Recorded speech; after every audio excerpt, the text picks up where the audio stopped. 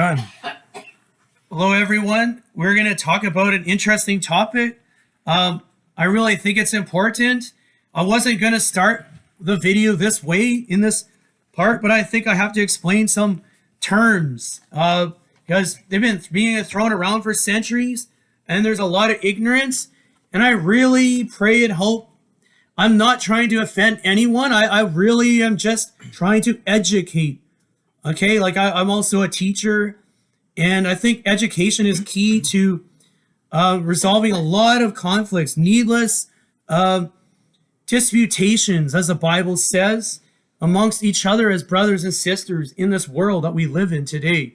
And there's a lot of misunderstanding. And one part aspect of the tribe of Judah, or a negative aspect of the Jewish people, which has caused them a lot of grief and caused a lot of hatred and misunderstanding, is they have a sort of, they want to be exclusive. They want to feel like they are God's people and don't, and that it's their law. And, that they basically, that's their God, and the God of Israel, the God of Jacob and Isaac. They really push that. And, but they have to understand that, there's more people, related to them in blood and closely relations that, when you say anti-Semitic, are you just talking are you just against Jews?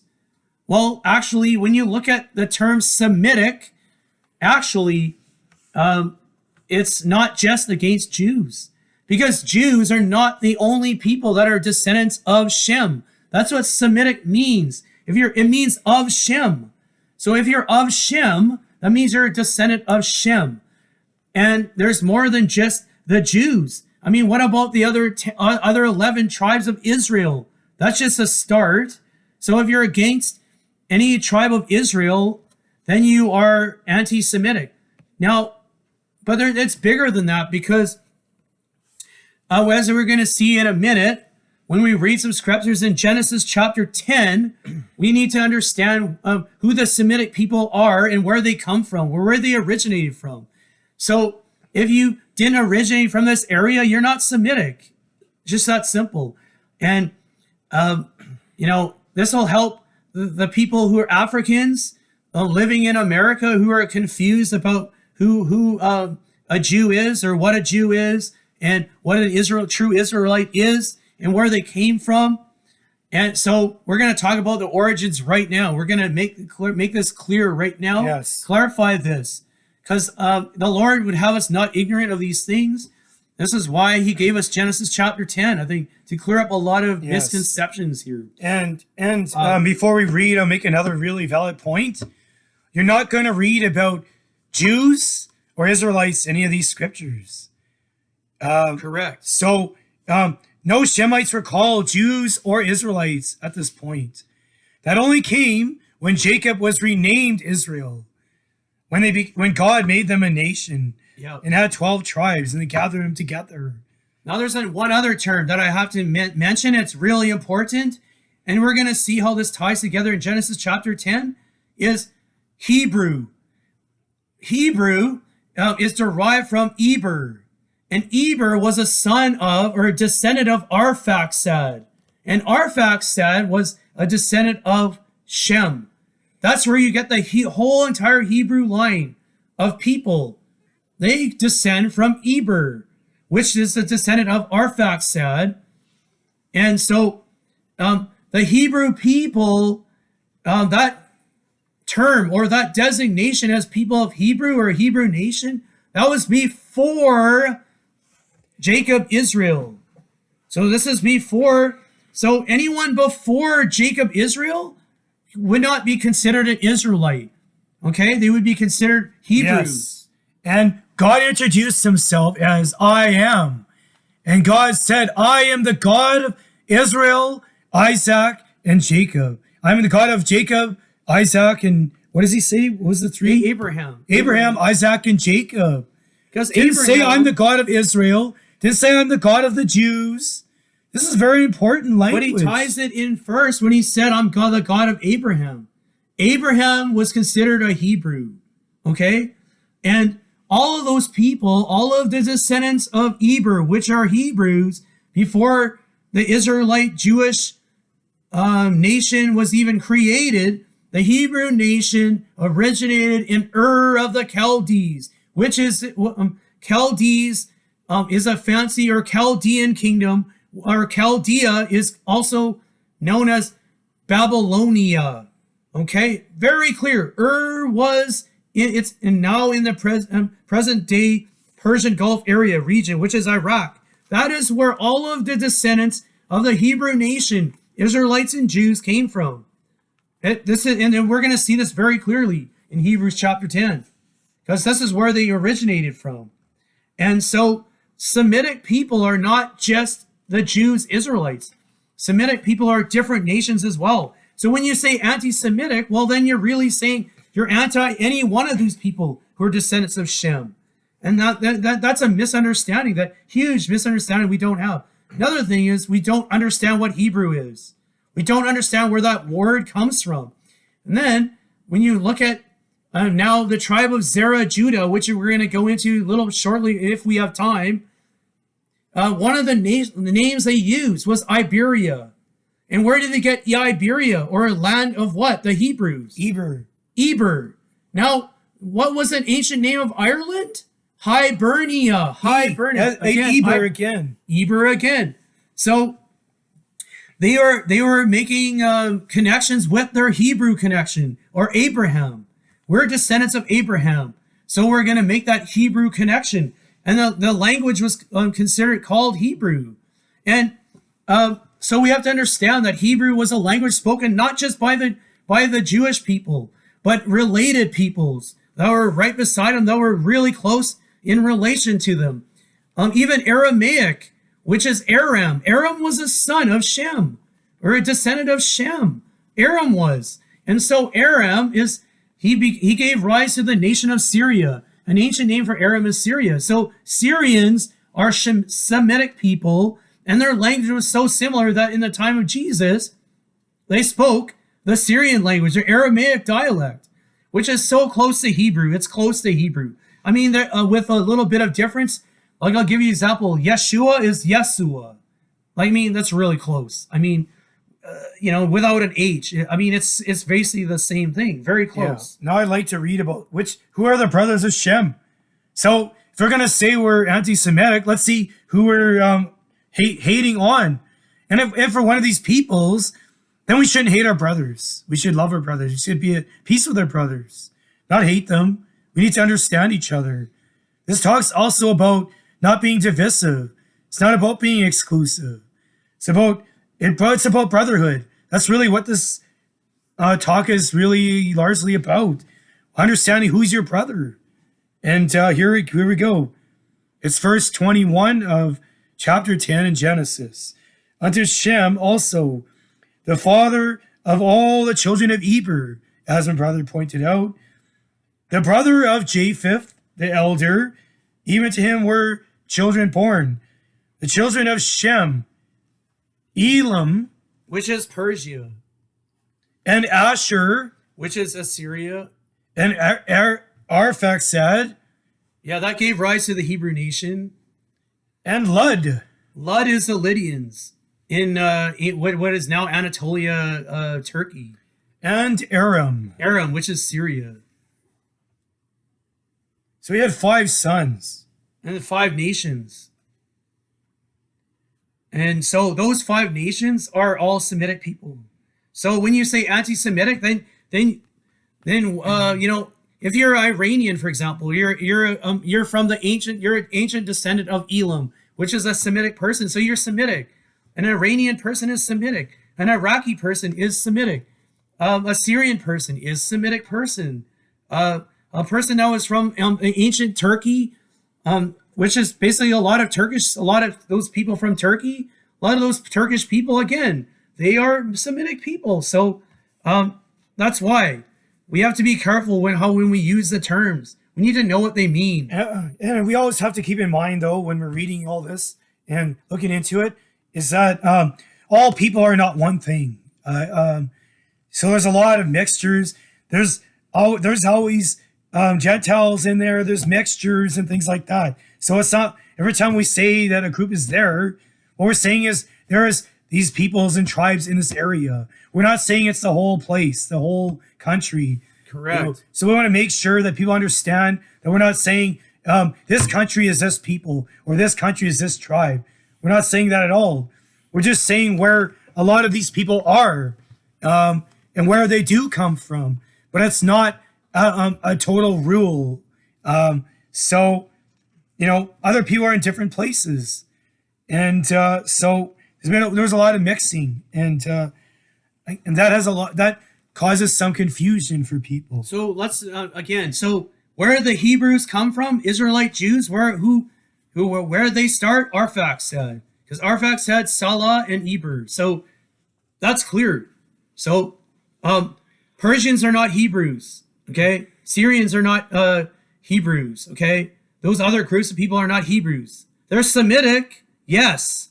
They're descendants of Shem, but they are not Hebrews because they're not descended from Eber. Hebrew means Eber. It makes that's how why Hebrew comes from. They're making reference to that they're descendants of Eber, and so that's why. So now we're gonna leave it that part there. Gonna go to Genesis 38. So now we're gonna talk about Zerah, which interestingly means first or came first, and Pharez was a breach. Pharez means breach, but he ended up being actually born first. But Zerah was looking like he was going to be born first. And so the midwife put a scarlet thread on Zerah. But Pharez was born first. But Zerah was called, that's him, his name meant first. And that's the interesting part. Because Zerah, the descendants of Zerah did not stay in Egypt very long. They did not stay in Egypt very long. They had already left. Some of the sons stayed, like Zabdi, which was the line of Achan, which got wiped out, mostly. And then you have Zimri, and talking about Zimri, and so those guys are mentioned in Joshua. So yeah, some of the sons of Zerah stayed in Egypt, and then were part of the Exodus. But we're talking about, there were certain sons of Zerah that left before the Exodus of Moses. There were Danites, the tribe of Dan, that had left before or around the same time as the Exodus. They just didn't go with Moses. They went north into Greece and Ireland. And but here we go. The Zerahite Jews left, they were first. They had left Egypt first. And they ended up in the same place as the tribe of Dan, actually. They followed each other. And because they were pre-Exodus people. So they knew where these lands were already. Because Zerah had gone first, so Dan knew where to go. So they went to Greece as well, and they ended up in Ireland as well, both places, actually, which is very interesting. And so we're going to go into Zerah now. Zerah means first. Genesis 38, 27, where it talks about their birth of Zerah and Pharez, which are Judah's, where all the descendants of Judah are from. Now we're talking Zerah. Yeah. I'm going to read verse 26, because Judah had his sons through Tamar, which was a different story altogether, but we're not going to get into that. Just to make a long story short, Tamar was supposed to be the wife of Judah's sons, but he had Er and Ornan. Those two sons, Er was really evil. He was so evil that God struck him down, which is amazing. So obviously Er was not a good guy. And the Lord also struck down his other son, Onan, too. Ornan. Because Ornan wasn't going to he did not want to take Tamar as she was my brother's wife. I'm not going to do anything. So he refused to have children with her. And so Ornan was, I think God dealt with him the same way, similar thing. He died. He died. And so basically he had one last son, but instead of giving that Tamar to his youngest son, he decided not to. And that wasn't the best thing. And so we see that the weakness of Judah again. He has a vulnerability about him. Genesis 38, that's how he didn't understand. And so, he fessed up with his mistake in verse 26 in Genesis 38. But this is how the line of Judah was preserved. So it had to be preserved. The line of Judah had to preserve because it was super important that it was, because that's where the line of kings were to come in Genesis chapter 49. And the Messiah was going to come through that. So here we almost had a completely ending of Judah's line. But Tamar tricked Judah, and then so from that, they had twins, Zerah and Perez. Okay, so we'll go to verse 27. Yeah. Sorry. And it came to pass in the time of her travail that, behold, twins were in her womb. And it came to pass, when she travailed, that one put out his hand, and the midwife took and bound upon his hand a scarlet thread, saying, this came out first. And it came to pass, as he drew back his hand, that behold, his brother came out, and he said, how hast thou broken forth? This breaches upon thee. Therefore his name was called Perez. And afterward came out his brother, that had the scarlet thread upon his hand, and his name was called Zerah. So there you go. Now, this is where you get the symbols of Zerah from when he was born. The scarlet thread. Scarlet is another.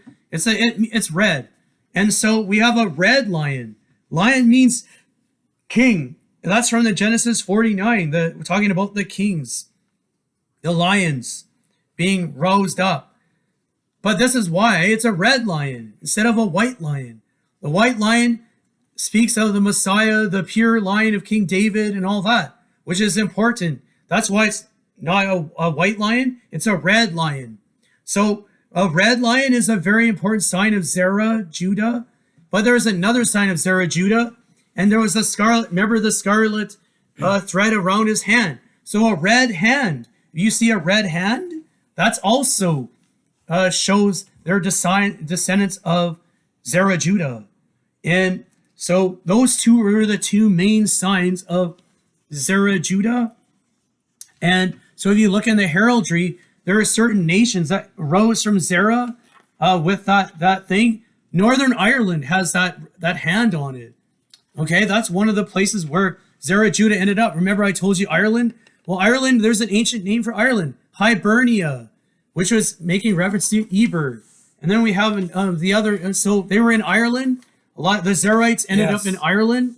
That's how they made pure the line of Judah kings. So there was kings of Judah first from the line of Zerah in Ireland. Exactly. And, so when Jeremiah left with the daughters of Zedekiah, this is where the whole stone of destiny comes from. And that was the pillow that Jacob slept on. And there's legends behind that. Those legends came forth from Ireland. They had those ancient Irish legends there. And so the legend has some truth to it. So that line of Perez would have been wiped out if it wasn't for them marrying the Zerite king of Ireland. Okay, so that's how they came together. The Milesians are Irish. That's why this whole line of Zerah should not be marginalized, forgotten, or disrespected. God used this tribe to keep his promise to David, to keep his promise that there'd be lines of kings. And all these different lines of kings kept the bloodline pure and clean and healthy. And so therefore kingdoms were all over Europe and all over the world through their line. They were fruitful, they multiplied, and they were all kings as well. So these are peoples not to be disrespected. Now I'm going to talk about some more kingdoms that came from Zerah, Judah. So I made mention of Ireland or Hibernia, where they came. Now there isn't one. They actually went there here first. They went from Egypt. Yes, they made a little stop in the area of Turkey, and that area, and then they went straight north to an area called Colchis, where you get Kalkal from, and then you have Darda, which is another son of Zerah. So Kalkal and Dardas were sons of Zerah. And Darda is where you get Dardanus, which is another name for Troy. So the Trojans were descendants of Zerah. And so that's in Turkey. And then we have ones in Greece with Kalkal, which is Colchis. And you have those people from Zerah, Judah, that ended up in the area of Greece, and the Trojans in Turkey. They were descendants of Zerah, Judah. So these were kings. And we have the Milesian kings. Again, like I told you, the Celtic, Gaelic kings of ancient Ireland were from Zerah, Judah. They descended from there. And those are the ones who mixed with the Phrez line to preserve the line of David. But these other kings, like Trojan kings, they also gave rise to some areas in Rome, actually.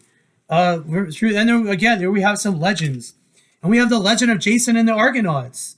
Well, that comes from the Zerahite Jews and the Danite tribe going to Greece. And that's where the legend of Jason and the Argonauts come from. And they talk about Hercules being with them. And Hercules is a derivative from the tribe of Dan, which was Samson. That's where they get the idea of the guy from legendary strength. Not a coincidence. It's not. And so this is where you see that connection with Greece and with Judah and Dan and the Israelite people. Okay, that's why we make this connection. And so a lot of people understood that connection. The ancient Spartans understood that connection. They made that connection with Israelites. They even said we're blood brothers and kin. So we can't ignore this. And the Trojans were descendants of Israel as well. And the tribe of Dan, they were called, they make mention of a son called Danaus.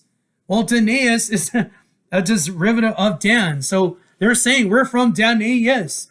We're from Dan. So that's why they have these people from the tribe of Dan in Greece.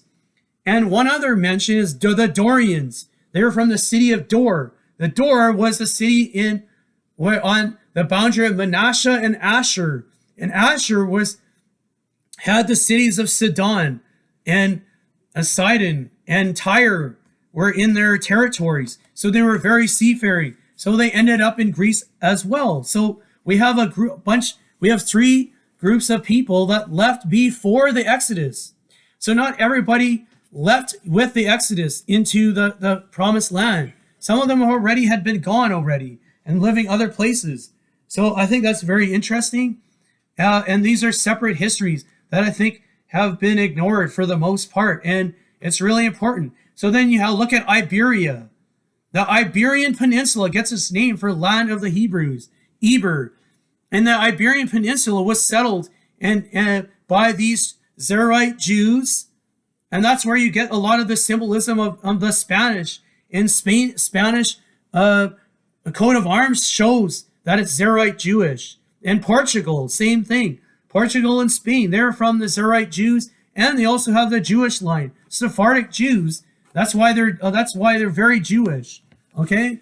The Sephardic Jews, but they're just a different son of Judah. But Jewish, nevertheless. Okay? Zerahite Jews are Jews. Jews are anyone from the tribe of Judah. Let's be honest. Let's make that clear. Okay? Not just from Pharez, also Zerah. And that same promise of kings not departing, scepter not departing, was given to Zerah as well, because he's from the tribe of Judah. And through Zerah and Jeremiah, we have the mixture to keep the Davidic line. If that had been lost, then Messiah wouldn't have come from the line of David. That's why. So you cannot separate the two. They got united through that time. So God took the destruction of the temple in the Babylonian captivity, but he used it to preserve and purify the line of David and to strengthen it and protect it in a land far away from all the enemies of the Jewish and Israelite nation. And so we can see God's plan here. And God also used that to set up the other promises for inheriting the desolate heritages. We can see that also happening through that also as well. And before we go, I'd like to read in 1 Chronicles chapter 2 and mention all the sons of Judah. And I'll read it from verse 4. And Tamar, his daughter-in-law, bare him Pharez and Zerah. All the sons of Judah were 5. The sons of Pharez were Hezron and Hamal. the sons of Zerah, Zimri, and Ethan, and Heman, and Calcol, and Dara, 5 of them in all. These are the sons of Judah. No, And, Zerah. Zerah had 5 sons. They were Zimri, Ethan, Heman, Calcol, and Dara. And Perez had only two sons, which were Hezron and Hamal. Yeah, and from the line of Hezron is where we get King David. Just to Hebron. Yeah, Hezron. Yeah. So that's what's interesting there. And then we look at, I'm just going to mention some other countries like Scotland. Again, Hibernian and up northern areas of Scotland. That was all. They were also settled by Zerahite Jews as well. And then we have the Netherlands and parts of Netherlands, Luxembourg, and those countries had Zerahite and Sephardim Jews in their lands. And we have, again, remember I said about the pre-exodus of the Danites? So obviously that's why you have some Zerahite Jews and Jewish people in Denmark. And so we have all of the royalties of Europe. They're interrelated with the Zerahite kings of Judah are interrelated 100% with the Pharez Davidic kings. I'd like to quickly mention before we go that, yes, there is a Jewish and Hebrew connection and Israelite connection in countries in Africa like Ethiopia and also the tribes of Dan. These same groups made their way there also. So there are peoples that can claim this Israelite Jewish heritage, but it's nowhere near all of them. Lots of them are just African Gentile-like peoples. And so we can't say all of them are Gentiles. We can't say all of them are Hebrews or Jews. African Americans can't all say they're Hebrews. They can't all say they're Gentiles. You know, they can't all say they're Israelites. They can't. Like we were saying, people have to bear in mind that these Jews went to these places. Many of these people have this heritage, but not all. A lot of them do not. So we have to keep that in mind. So we don't want to get overly worked up or jump to conclusions. We have to make sure that we check out what is our name, what is our family, what is our crest, what is our symbol, what is our name. We have to check that out. We can't jump to the conclusions we're this or that. We have to make sure we know what our true lineage is. You know, but at the end of the day, we should be brothers. We should love each other as brothers and love one another. And that we're supposed to be, as Jewish Israelite peoples and Semitic and godly people, we should be the light unto the Gentiles. So we have to shine the light upon the Gentiles. Yes, God is the God of the Gentiles and of everyone else. And we just praise the Lord for that being true. And so this word is to clarify. This video is to clarify some really important things that I think needed clarifying to get rid of a lot of the confusion. So again, there are African nations. There are people that are dark skinned that are from the tribe of Judah for sure, with an Ethiopian connection from Sheba and Seba, Bathsheba. Solomon was dark skinned. We know that, and that's in the Bible. And so there is that deep connection. And Levi with Moses, because Moses had an Ethiopian wife. So we have that connection there. That's why there's Jewish and Levites in Africa. So, and parts of Ghana and those areas. So I wanted to say that too. And so we'll leave it there. And God bless you, everyone. God bless. Take care.